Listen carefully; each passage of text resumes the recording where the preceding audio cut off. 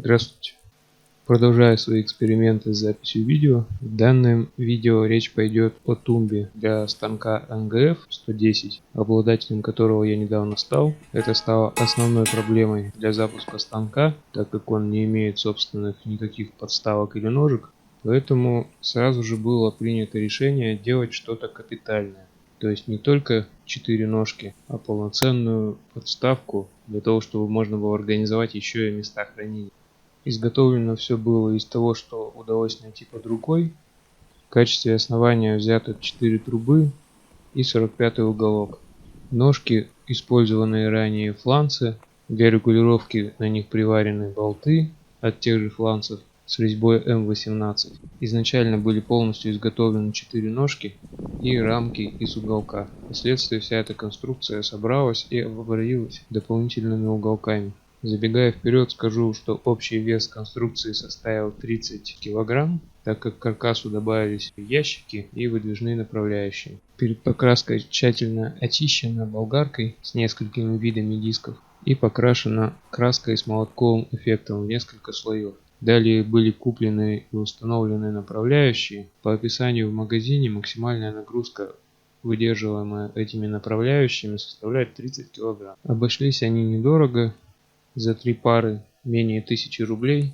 Для крепления были использованы штатные отверстия направляющих и сделаны новые трубы.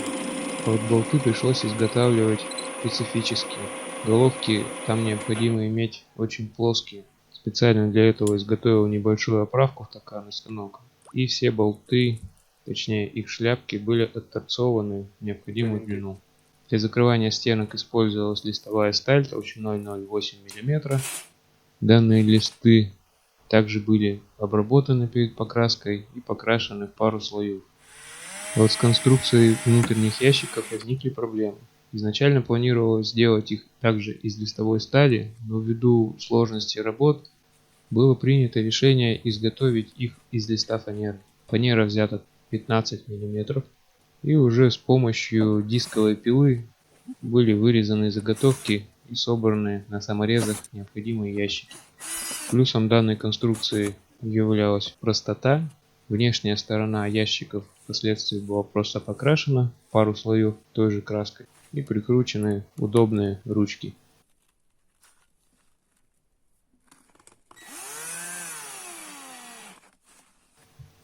Основным достоинством данной тумбы является ее прочность, возможность регулировать длину ее ножек, так как установлена она далеко не на ровном полу.